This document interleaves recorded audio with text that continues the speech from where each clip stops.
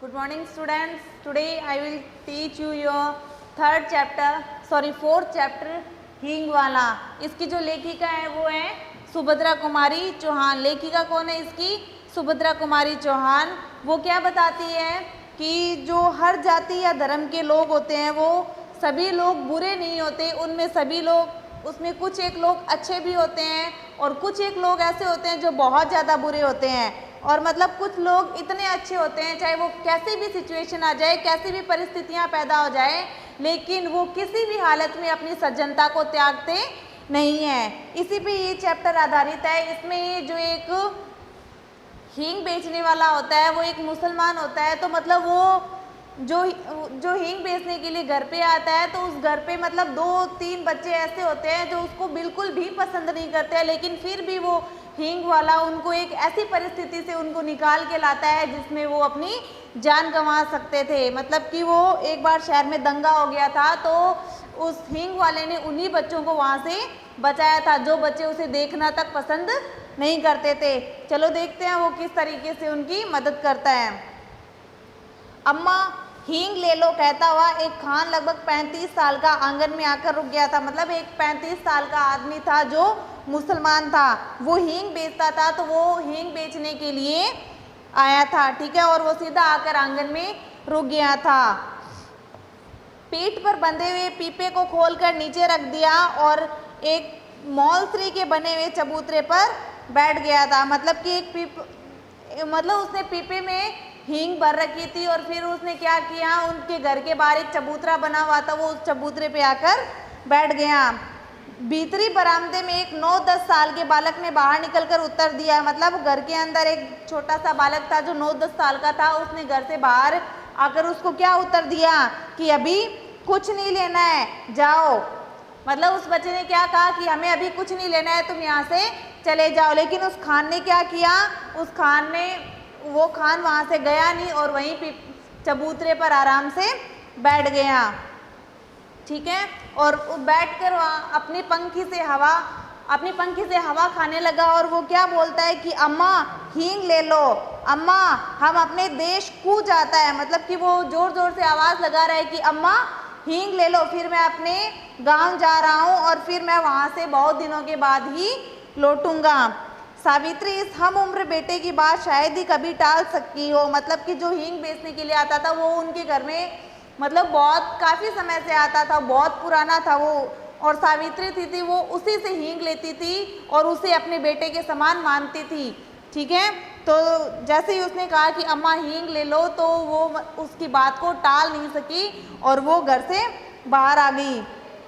रसोई घर से हाथ धोकर वह बाहर आ गई और उसने क्या कहा, हींग तो अभी बहुत रखी हुई है खान, अभी 15 दिन भी नहीं हुए हैं जब तुमसे हींग ली थी। मतलब कि अभी मेरे पास बहुत सारी हींग रखी हुई है, 15 दिन पहले ही मैंने तुमसे 1 किलो हींग ली थी।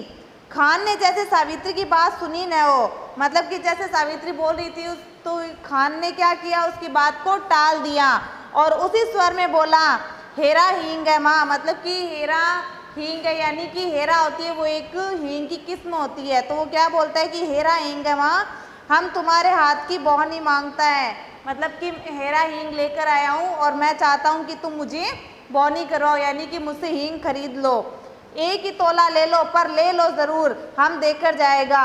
इतना कहकर खान ने हींग के छोटे छोटे कई डिब्बे खोलकर उसके सामने रख दिए।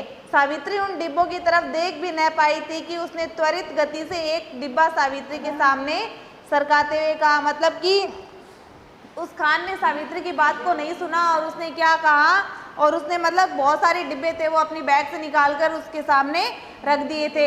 वो हींग पसंद करने ही वाली थी, लेकिन उससे पहले ही खान ने क्या किया, उसमें से एक डब्बा निकाला और मतलब बहुत ही तेज गति से उसको तोलना शुरू कर दिया। तुम और कुछ मत देखो अम्मा, यह हींग 1 नंबर की है। मतलब कि तुम्हें और कुछ देखने की ज़रूरत नहीं है, जो मैं तुम्हें हींग दे रहा हूँ वो 1 नंबर की हींग है, हम तुम्हें धोखा नहीं देंगे, तुम हम पर विश्वास करके ये हींग ले सकती हो। सावित्री बोली, पर मैं इतनी हींग लेकर करूँगी क्या? मतलब उसने क्या कहा कि मैंने 15 दिन पहले ही तुमसे हींग खरीदी है, अब मैं तुमसे हींग खरीद कर करूँगी क्या? ढेर सारी मेरे पास पहले ही रखी है। तब खान ने क्या कहा, कुछ भी ले लो अम्मा, हम देने के लिए आए हैं, घर पर है तो पड़ी रहेगी, फिर आज हम अपने देश को जाता है, खुदा जाने कब लौटेगा। मतलब वो क्या कहता है कि तुम्हारे पास अगर हींग पड़ी है तो पड़ी रहने दो, मुझसे और ले लो, ठीक है, फिर तुम उसे हींग ले लोगी तो मैं अपने देश को मैं अपने देश चला जाऊंगा और मुझे खुद को भी नहीं पता है कि मैं वहाँ से कब लौटूंगा। और खान बिना उत्तर की प्रतीक्षा किए हींग तोलने लगा। तो फिर उसने सावित्री के उत्तर का इंतज़ार नहीं किया और उसने हींग तोलना शुरू कर दिया। इस पर सावित्री के बच्चे बहुत नाराज़ हुए, सभी बोल उठे, मत लेना माँ, तुम कभी न लेना। मतलब कि जो हींग वाला था उसको जो सावित्री के बच्चे थे वो बिल्कुल भी पसंद नहीं करते थे और वो जैसे जिद कर रहा था तो उन बच्चों को बिल्कुल भी पसंद नहीं आया। वो क्या बोलते हैं कि अम्मा मत लेना, ये ऐसे ही कर रहा है, ठीक है, और ज़बरदस्ती हींग तोल रहा है, तुम इससे हींग मत लो। जब खान ने हींग तोलकर पुड़िया बनाकर सावित्री के सामने रख दी तब सबसे छोटे बच्चे ने पुड़िया उठाकर खान के पास फेंकते हुए कहा, ले जाओ, हमें नहीं लेनी। मतलब कि उसने हींग को तोल दिया और पुड़िया बांधकर सावित्री के सामने रख दी। तो उस 3 बच्चे थे, उसमें से सबसे छोटे बच्चे को गुस्सा आ गया और उसने क्या किया, उस हींग की पुड़िया को उठाकर उसके हींग वाले के सामने फेंक दिया और कहा कि तुम इसे ले जाओ, हमें नहीं चाहिए। और अपनी माँ को क्या कहते हैं कि चलो माँ भीतर चलो। सावित्री ने किसी का उत्तर नहीं दिया, ठीक है, मतलब कि सावित्री ने अपने बच्चों का उत्तर नहीं दिया और उसने हींग की पुड़िया को उठा लिया और खान को पैसे दिए और खान को सलाम किया और वह घर के अंदर चली गई और जो खान थे वो वहाँ से चले गए। सावित्री के बच्चों को माँ की ये बात अच्छी नहीं लगी, वे तीनों बहुत नाराज़ थे। सावित्री के बच्चे उसकी माँ से क्यों नाराज़ हो गए, क्योंकि उसकी माँ ने उन तीनों बच्चों की बात नहीं सुनी और खान के जिद करने पर उससे हींग खरीद ली थी। उन बच्चों को क्या लग रहा था कि माँ ने खान को इतने पैसे दे दिए, अभी हम मांगे तो कभी न देंगे। मतलब कि खान ने जिद की तो माँ ने उनसे हींग खरीद ली और उसको पैसे दे दिए। अगर खान की जगह अगर हम माँ से पैसे मांगे तो वो हमें कभी पैसे नहीं देगी। 6 साल का छोटा बच्चा बोला, भैया माँ से पैसे मांगो। वो क्या बोलता है, वो मतलब देखना चाहते थे कि वो माँ हमें पैसे देती है या नहीं देती। तो 6 साल का एक छोटा बच्चा था, वो अपने भैया से क्या बोलता है कि भैया माँ से पैसे मांगो, हम लोग मलाई बर्फी खाकर आएंगे। बड़े लड़के ने कहा, माँ तुमने खान को यूं ही इतने पैसे दे दिए जबकि हींग की तो ज़रूरत थी ही नहीं। इसके आगे उसे कुछ कहने का साहस नहीं हुआ। मतलब उसने अपनी माँ से इतना ही कहा कि तुम्हें हींग की ज़रूरत नहीं थी लेकिन फिर भी तूने खान से हींग खरीद ली, उसको पैसे दे दिए, लेकिन तुम हमें पैसे नहीं दे रही हो। बस उसने इतना ही कहा, इससे आगे उसकी और कुछ कहने की हिम्मत नहीं हुई। पर छोटे के कानों में मलाई के बर्फ़ वाले की आवाज़ गूंज रही थी। मतलब जो छोटा बच्चा था 6 साल का, उसके कानों में किसकी आवाज़ सुनाई दे रही थी, उस बर्फ़ वाले की आवाज़ सुनाई दे रही थी जो बर्फ़ बेच रहा था। वो क्या कहता है, आहा मलाई की बर्फ़ और वो भी इतनी ठंडी ठंडी। वह माँ से बिगड़ कर बोला, मतलब वो माँ से एकदम गुस्से में बोलता है, और दो माँ मुझे भी पैसे दो, हम बिना लिए नहीं रहेंगे। मतलब वो गुस्से में क्या बोलता है, नहीं माँ हमें भी पैसे दो, हम पैसे लिए बगैर नहीं रहेंगे। 8 साल की लड़की भी गंभीर स्वर में बोली, तुम माँ से पैसे न मांगो, वे तुम्हें न देगी। मतलब कि उनके 2 लड़के और 1 लड़की थी। तो बड़े लड़के ने तो क्या कहा, बड़े लड़के ने तो छोटी सी बात में माँ को बोल दिया था, लेकिन छोटा लड़का था उसने गुस्से में कहा, और जो लड़की थी वो एकदम गंभीर स्वर में उन बच्चों को क्या बोलती कि तुम माँ से पैसे मत मांगो, माँ तुम्हें पैसे नहीं देने वाली। उनका बेटा तो वही खान है, हम नहीं है। वो क्या बोलती है कि तुम माँ से पैसे मत मांगो, माँ तुम्हें पैसे देने वाली नहीं है, क्योंकि हम माँ के बच्चे नहीं हैं। माँ का बच्चा तो सिर्फ और सिर्फ वो खान ही है जो हींग बेचता फिरता है। सावित्री को बच्चों की बातों पर हंसी भी आ रही थी, किंतु उसने अपनी हंसी दबाकर बनावटी क्रोध ने बोला। मतलब उसे हंसी तो आ रही थी लेकिन वो बच्चों को ऐसी शो कर रही थी जैसे उसको गुस्सा आ रहा है। और वो क्या बोलती है अपने बच्चों को, चलो हटो, बड़ी बातें बनाने लग गए हो तुम लोग, यानी कि तुम्हें बहुत बातें आने लग गई है, खाना तैयार है, चलो खाओ। तब छोटा बच्चा क्या बोलता है कि पहले हमें पैसे दो, हम फिर खाना खाएंगे, वरना हम खाना नहीं खाएंगे, तुमने खान को दिए हैं। मतलब कि वो बच्चा क्या बोलता है कि पहले हमें पैसे दो, तुमने खान को भी पैसे दिए हैं तो हमें भी पहले पैसे दो, हम उसके बाद ही खाना खाएंगे।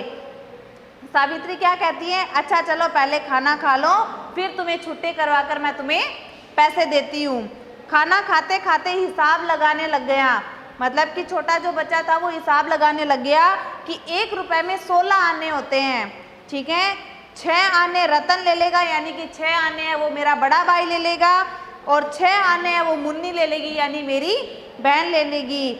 छोटे के लिए तो 4 आने ही बचेंगे। वो क्या बोलता है, मैं तो सबसे छोटा हूँ तो मेरे लिए तो सिर्फ 4 आने ही बचेंगे। तो फिर उसको गुस्सा आ गया, उसने क्या किया, वो थाली छोड़ दी और जोर जोर से चिल्लाने लग गया, नहीं मुझे तो 6 आने ही चाहिए। यदि मुन्नी ने 4 आने लेना स्वीकार नहीं किया होता तो दोनों भाइयों में तकरार की नौबत आ गई होती। मतलब कि वो क्या कहता है कि जब बड़े भाई को 6 आने मिल रहे हैं और जब मुन्नी को 6 आने मिल रहे हैं तो मुझे 4 आने क्यों मिल रहे हैं, मैं भी 6 आने ही लेकर आऊँगा। लेकिन जो उनकी बहन थी मुन्नी, उसने क्या कहा कि भैया तू भी 6 आने ले ले, मैं 4 आने ले लूँगी। अगर मुन्नी ने ये स्वीकार नहीं किया होता कि मैं 4 आने ले लूँगी तो छोटा भाई और बड़ा भाई दोनों आपस में झगड़ पड़ते। कई महीने बीत गए, सावित्री की सब हींग थी वो खत्म हो चुकी थी, मतलब कि काफ़ी टाइम हो गया था, सावित्री की हींग थी वो खत्म हो चुकी थी। इसी बीच होली भी आ गई थी और होली के मौके पर शहर में दंगे हो रहे थे। बहुत से लोग थे उस दंगे में मारे गए। मरने वालों में 2 खान भी थे, मतलब कि दंगे हो रहे थे उसमें 2 खान थे, यानी 2 मुसलमान लोग थे वो मारे गए थे। इससे खान लोगों ने बड़ा उत्पात मचाया हुआ था, मतलब उन्होंने उस दंगे में 2 खान मारे गए थे, उस वजह से जो मुसलमान लोग थे उन्होंने शहर में दंगा मचा रखा था कि इस दंगे में हमारे धर्म के लोग कैसे मारे गए। सावित्री कभी कभी सोचती कि हींग वाला खान तो नहीं मार डाला गया हो, मतलब कि जब उसने सुना कि इस दंगे के कारण 2 खान मारे गए हैं तो उसके दिमाग में ये सवाल आने लग गया कि कहीं इसमें हींग वाला तो नहीं मारा गया हो। फिर वो क्या सोचती है, मार डाला गया हो तो मरने दो, दूसरा हींग वाला आएगा तो मैं उससे हींग ले लूँगी। परंतु न जाने क्यों उस हींग वाले खान की याद उसे आ जाया ही करती थी। मतलब कि वो 2 बातें सोचती थी, पहले तो सोचती थी क्या वो मर तो नहीं गया हो, और फिर कभी सोचती है मर गया तो मर गया, मैं किसी और से हींग ले लूँगी। लेकिन कभी कभी उसके दिमाग में उस हींग वाले की याद आ ही जाती थी।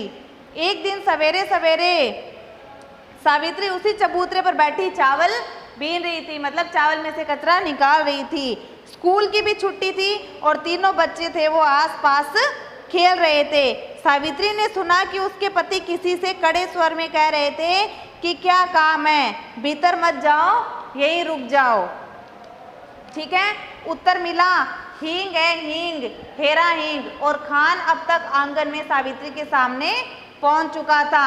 खान को देखते ही सावित्री ने कहा कि बहुत दिनों बाद आए हो खान, हींग तो कब की खत्म हो गई है। मतलब कि जब वो चावल बीन रही थी तो उस वक्त उसके पति है वो जोर जोर से बोल रहे थे कि तुम अंदर कहाँ जा रहे हो। तब बाहर से आवाज़ आई कि हींग है, हेरा हींग। तब सावित्री को पता चल चुका था कि हाँ जो खान है वो मरा नहीं है, वो हींग बेचने के लिए आ गया है। ठीक है, अब मैंने जितना चैप्टर आपको रीड करवाया है आप इस चैप्टर को रीड करोगे और उसके बाद में मैं आपको क्वेश्चन आंसर की फ़ोटो सेंड करूंगी। जो लेसन 3 के लॉन्ग क्वेश्चन आंसर है वो आप अपनी नोटबुक में करोगे और उसके बाद में जो मैंने न्यू वर्ड्स राइट कर रखे हैं बोर्ड पे उसको आप नोटबुक में राइट करोगे।